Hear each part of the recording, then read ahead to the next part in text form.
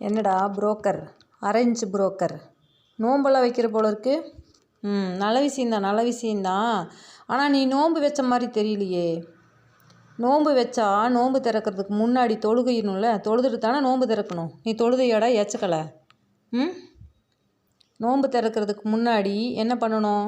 உது செஞ்சுட்டு தொழுதுட்டு அதுக்கப்புறம் தானே நோன்பு திறப்பாங்க. புறம்போக்கு, மார்க்கெட்டுக்கு பிறந்த நாதாரி.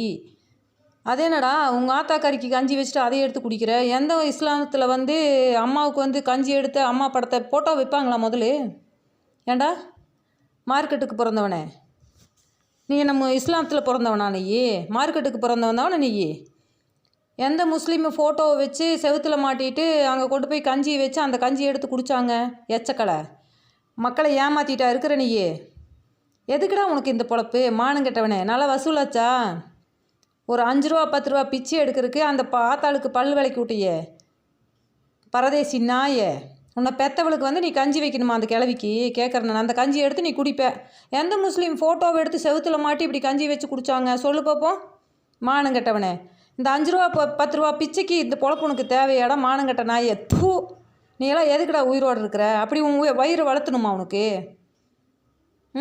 உன்னை சந்திப்பேன். உன்னை சந்திக்கிற நாள் கூடி சீக்கிரம் வரும். அன்னைக்கு உனக்கு இருக்கு கச்சேரி. ஒரு ஆட்டமாக போடுற நீ ஆட்டம்.